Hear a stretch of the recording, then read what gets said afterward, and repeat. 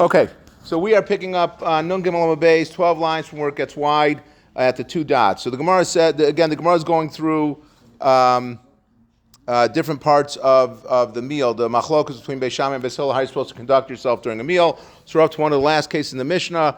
So the Mishnah said, Misha Achal, that if someone who ate and he didn't remember if he had, he forgot and he didn't say benching, whether or not he has to go back to the place where he was in order to recite benching. So Amar Rav Dimi Bar Abba, Machlokas b'shachach, the whole argument between Beis Shammai and Beis Hillel, whether you have to go back or not, Beis Shammai says you do, and Beis Hillel says that you don't have to go back. That's only talking about where someone forgot to bench. Okay, it was an accident, so it was not intentional. Aval b'mezid divrei hakol, excuse me. Aval b'mezid divrei hakol yachzul m'kom havirach. But if he intentionally got up from wherever he had eaten and he went away, then everyone agrees that he has to go back and he has to say benching. And I remember many years ago, Rabbi Frand once said a story. Rabbi Frand, much like myself, likes it cool. He does not like heat. He likes air conditioning. And he said it was one time he remembers he ate he ate lunch in his house on Yeshiva Lane, and then he walked to the yeshiva for mincha, and it was like in the heat of the summer. And right as he's walking in, like to the Ezras Nashim, the door that opens there, he remembers he forgot to bench. So really it was an accident, and the halach is that you don't have to go back. But he went back. He walked back home, and he walks in, and he's all sweaty. And his daughter says to him, Why are you home? He says, I forgot to bench. So he said, I remember he said the lesson, he says that even though he didn't have to go back, but he says, you can bet his daughter is never going to forget, how much she knows he didn't want to walk back in the heat, and he did it. So anyway, so even though intentionally there's a machlokas, if it's an accident, you don't have to go back and be passing like Beis Hillel, but that's what the machlokas is. So Gemara asks, Pshita, it's obvious that we say it says v'shachach tanam. We said in the Mishnah, if someone forgets, that's when they're arguing. So why do you have to say that intentionally he would not there's a machlokas? So my answer is the same. Who hadn't I feel amazed that the halacha will be the same that Beis Shammai and Beis Hillel argue even if he intentionally forgot to do benching. So why did we v'haditani v'shachach? And the reason why we're talking now that he forgot to do it, lo diach hakocha de Beis Shammai, to tell you how strict Beis Shammai is. That Beis Shammai says you have to go back. So even if he accidentally forgot to do benching, Beis Shammai would still say you have to go back. So therefore, Kamash Malan, therefore we say that the Mishnah is saying that V'shachach is telling you that really the machlokas is both b'mezid and unintentionally. Gemara says now just go to explain a little bit more what the root of the machlokas is. Tanya, Amalehem Beis Hillel Beis Shammai. Beis Hillel said to Beis Shammai, the Rechem, according to you, Misha Acha B'Rosh Habir. If someone ate at the top of a mountain, I mean it says here in the English mansion, but I think it's a mountain. If someone ate at the top of, like at the top of a mountain, v'shachach v'yared v'lo berach, then he went down, he forgot to bench, and he goes down and he didn't bench. So yachzul rosh habir v'yivarech, you say that he has to go back and he has to climb back up to the top of the mountain or the mansion. He has to go back to the top floor and he has to bench. It just sounds a little bit like that wouldn't be the required of him. So Amar lehem Beis Shammai Beis Hillel. So Beis Shammai answered Beis Hillel, the rechem, according to you, that says you don't have to go back. Misha shachach arnaki b'rosh habir. If someone forgot a wallet, he had a wallet stuffed with cash, and he had it at the top of the mountain or this mansion. So it says lo yalav yitlena. So he's going to say to himself, "Oh, it's too difficult for me to go back up. I'm going to let it go." Of course, he'll go back up. So l'chvodo atzma who else? If you go back for his own honor to go get his own money back. So l'chvod shemaim lo kolshken. So for sure, for the Rebbeinu Shalom's honor, for sure you should go back, and you should have to go back to the place where you ate if you forgot to bench. So when it says Hanu Trey Talmidei, there were two students. Chad Avid B'Shogeg Beis Shammai. One of them did like B'Shogeg, like Beis Shammai, meaning he forgot to bench, but like he went like Beis Shammai, and he went back to the place where he was, even though he didn't have to. He went back to the place of where he washed and where he ate to bench. V'Ashkach Arnaka Didavam. Because he did that, he found he was rewarded immediately. That you don't always see that, but he found a purse full of gold coins that he was able to keep. And one did intentionally like Beis Hillel, meaning he intentionally did not bench in the place where he was, but he held like Beis Hillel, and he did not go back to the place where he had eaten. And what happened to him? Well, Achla Arya, and a lion ate him. So, again, first the Mepharshim say he did not do like Beis Hillel here. Beis Hillel agrees that if someone intentionally ate somewhere and did not bench and then went somewhere else, they agree that you have to go back and bench. So, but obviously it's showing that you have to be careful with halacha when you're doing this. Rabbi Bar Bar Chana Havakaza B'Sharita. Rabbi Bar Chana was traveling with a caravan. Achol v'ishtli v'lo birach. So the caravan came to stop. So he stopped to eat. And then he forgot and he didn't bench. So like it happens with like great people also. It's not just like us that we forget to bench. But Rabbi Bar Chana, he forgot to bench when he was with this caravan. So and they started moving again. So Amar, so he said to himself, Hey Chiyav, what should I do now? If I tell them that I forgot to bench and therefore I want to go back to the place where we had stopped. So Amruli, they're going to say to me, Baruch kol heichad mevarchid l'rachman mevarchid. Bench right here. God's everywhere. Hashem is here. Hashem is there. Hashem is truly everywhere, right? You know, God's everywhere. So why do you have to go back to the place where you ate? They're not going to understand the halacha that you have to go back. So they're going to tell me that I should just bench where we are right now. So motiv daminulhu anshay yona dahava. It's better that I should tell them that I left this gold dove, okay, which is a very valuable piece. I left it back there, and I want to go back and get that. And I want to go back and get them. Go back and get it. So Amalu, so he said that to them. Intruly de inchi yona dava. Wait for me. I forgot this expensive piece. I left it back where we just left from. Let me go back and get it. Azul baruch v'ashlich yona dava. So he went back to bench and he found this gold dove that was over there. It was a reward for him going back when he probably didn't have to because he forgot. So he was rewarded right away that he found this gold dove. I've tried forgetting many times to bench and go back to where but it hasn't worked yet. So Ma'ishna Yonah. So why did we say? What was it like? We say Yonah. Why did he pick a Yonah? Why did a dove? Why didn't he say that he left some other valuable piece there? So it says the Misli Knesset Yisrael Yonah because Klal Yisrael are compared to a dove. D'chsiv Kanfa Yonah Nechba Bakasef V'Roseha B'Yirakrak Charatz. That your wings are going to be the wings of a dove are going to be like coated with silver, and another part of the dove is going to be gold. So my Yonah that just like a dove is only saved by its wings, because normally most birds when they're attacked they will fight with their beaks, but the dove fights by flapping its wings. So Af Yisrael Eino Nitzelas El Mitzvah, so too Klal Yisrael is good. Just like the dove is different from all other birds, Klal Yisrael is different from all other nations, that they are only saved because of the mitzvahs that they do.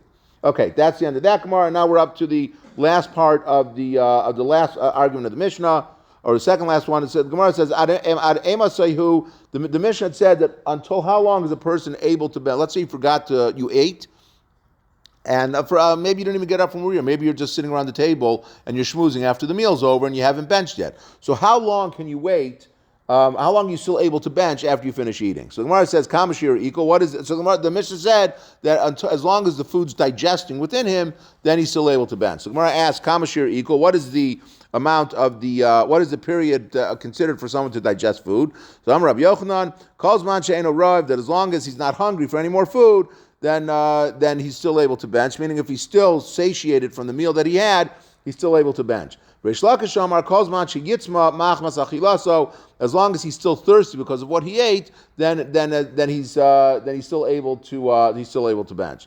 So Gemara asks about this, that Reish Lakish's shear that he gave, that was as long as he's thirsty. Amalei Rav Yemar bar Shlamaya Lamar Zotra, v'Amalei Rav Yemar bar Shizbi Lamar Zotra. Mi Amar Reish Lakish Hachi. Did Reish Lakish really say this about being that as long as you're thirsty, you can still bench? V'Amar Rav Ami Amar Reish Lakish. Kamashir equal. How long is the digestive time that you could bench? Kidei lahalech arba milan. As long as it takes to go 4 milan, which could be again 72 minutes. I think is the understanding of how long that is. It's 72 minutes. So it's not as long as you're thirsty. It's as long as it takes you to travel 72 minutes. Gemara says, Lokasha, kamachilim aruba, kamachilim awetas. If you have a large meal, then it's 4 mil, which is 18 minutes a meal, so that's 72 minutes. So therefore, if you eat a large meal, then it's 4 mil, and that's what Reish Lakish would hold. But if someone eats a small meal, then we say that the period of digestion is only as long as you're still thirsty. Okay, then the next that's the end of that. The next part of the Mishnah said, that they would bring them wine, and then we said that if someone hears a bracha, then if it's from a Jew, then you're able to answer amen. But if you don't hear the whole bracha, if it's a kutzi and you don't hear the whole bracha, you're not able to answer amen. So Gemara asks on that, L'meimra, Yisrael, Afa Gav Shama Kula Bracha Ona. Does that mean to say that if you heard the bracha from a Jew, even though you didn't hear the whole bracha, that you're able to answer amen to it. If you didn't hear the bracha, the Gemara is understanding right now that you're fulfilling your obligation by answering amen to that bracha. So if you didn't hear the whole bracha, how can you fulfill your obligation by listening to what the person's saying, the second half of the bracha, and answering amen? You didn't hear the first half of the bracha. So Amar Chia Barav. We're not talking about that someone was doing this because he wanted to fulfill his obligation by listening to the person who was making the bracha. We're talking about someone who just wanted to get the schos of answering amen to someone else's bracha. So if it's a Jew that does it, then you can, if you come in the middle, then you can answer amen. If it's a kusi that's doing it, you have to hear the whole bracha from beginning to end in order to answer amen. They were talking about that he didn't eat with them. Rav said to Chia, his son, that you should be very quick, that when you have the opportunity to bench, to be yotzi other people, because the discussion is it better to be the one that is being motzi everyone else, or is it better to be the one that is listening to the other person making the bracha and answering amen after it? So Rav said to his son, he says, when you have the opportunity, grab the cup, because he held that it was better for the person to be motzi everyone else than to just answer amen to it. He also said it, be quick, very quick, take the cup of wine in order to make the bracha for everyone else, because that's a greater schos. So the Gemara asks, so it would seem to indicate from here that the one who's making the bracha is greater than the one that said amen, because he's saying, try to do this, that you should grab the opportunity to be motzi everyone else. But we have a brisa that says otherwise. Vatanya, we learned in a brisa, Rabbi Yossi Omer, Gadol ha'ona amen, Yossi min ha'mevarech, that it's greater, the person who responds amen is greater than the one that's making the bracha. So what's going on over here? So Amalei Naharai, Hashemayim Kain, who really, that's the way that it is. Teida Shahari Gul Yarin, Yardin, Umizgarim v'Milchama, Vigaram Yardin u'Menatzim, that you have like the foot soldiers, the infantrymen, that they're the first ones that go out, and they're the first ones that do the battle. But who gets all the glory? The people that come afterwards, they come on their horses, and they finish off the enemy, and they're the ones that get rewarded for it. So you see that it's greater to say amen than it is to make the bracha. So why did they tell their sons, go grab the cup and be motzi everyone else? You see that it's better to be the one that's you see that it's better to be the one that's answering the amen. So when I answer Tanai, it's machlokas Tanai. The Tanya echad mevarich v'echad ha'ona amen b'mashma, that whether the person is making the bracha or he's answering amen, they're both good. But it's better to be the one to make the bracha than to be the one to say amen. So that Tana obviously holds Rav and Rav Hona, who said to their sons, go grab it in order that you should be the one to be motzi them. But there are other brises that say that like the one we just said before, that it's better to be the one saying amen, just like the soldiers that would come in on their horses afterwards and they would wrap things up. Are you able to say amen after children would make a bracha? Like first we were discussing whether you only heard part of a bracha, if you could answer amen. So now we're asking, what happens if you heard children that are making the bracha? So Amalei said to him, Achar kol onin amen, that you can answer amen to everyone, chutz mitinoko shel beis rabin, except when you're hearing little children making a bracha. Why? Because whole ulislam edasun, they're not really making a bracha. They're just practicing. When they're, if you have a little kid, a little baby, you teach them how to make a bracha, they're just performing. They're not really making a bracha. So you should not answer amen for that. But that's only talking about when they're not saying the Haftorah. But if you have a katan who's reading the Haftorah, then you are able to answer amen after them, because the halacha is that you can actually have a child that's not yet bar mitzvah is able to do the Haftorah.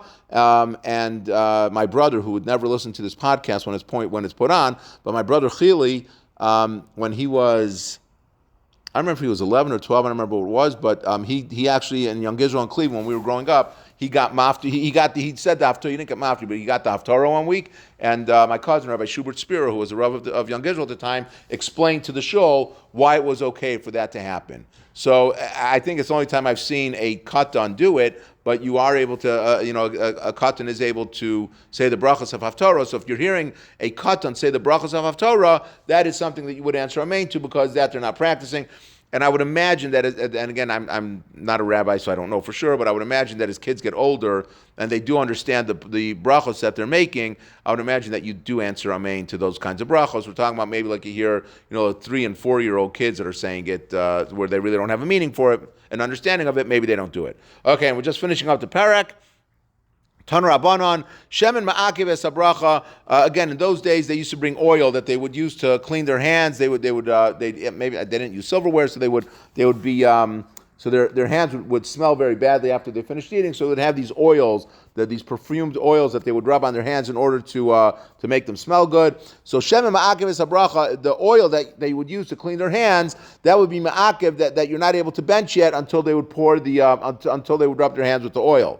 And the Gemara is going to explain. Rav Zivai Omer, but Rav Zivai says, Eino ma'akev, it does not stop you from benching. Rav Acha Omer, Shemen Tov ma'akev, that good oil does hold you back from being able to bench. It's ma'akev. And Rav Zuhumai Omer, Kishem Shem Mezumam Pasal Avoda, that just like if someone smelled bad, they were not able to do the avoda in the Beis Hamikdash. Kach Yadayim Mehuzamos Psuos Bracha. If someone has hands that smell bad, you're not able to bench. So what is the halacha? What do we paskin? So Amar Rav Nachman Bar Yitzchak, Anolo Zilai, I don't know this Rav Zilai, Velo Zivai, I don't know this Rav Zivai, Velo Zuhami Adana, and I don't know Zuhmai, which are the 3 Tanaim that we just quoted. Alamasnisi Adana, I know a Braisa. The Rav Yehuda Rav, that Rebbe says in the name of Rav. Some say we learned it in the Mishnah. It says in the pasuk, "V'skadashtem v'isem kedoshim." So what does that mean? V'skadashtem, you should make yourselves holy. Elamar mishonim, that means you're supposed to wash before you eat the meal to make the bracha. V'isem kedoshim, and it says you should be holy. That means that's elamai machronim. That's the waters that you wash with before you bench. Elamai machronim, and kikadosh. And when it says in the pasuk kikadosh, zashem, and that's the oil that they would use. Ani Hashem Lokeichem Zubracha, that is the bracha for benching you're supposed to be making. Har Nalach Elu Dvarim, that is the end of Parak Elu Dvarim, and we will be starting tomorrow night. Rabbi Silver will be back. I said that Thursday, but Rabbi Silver will be back tomorrow night, starting on Nun Dalet Amud Aleph.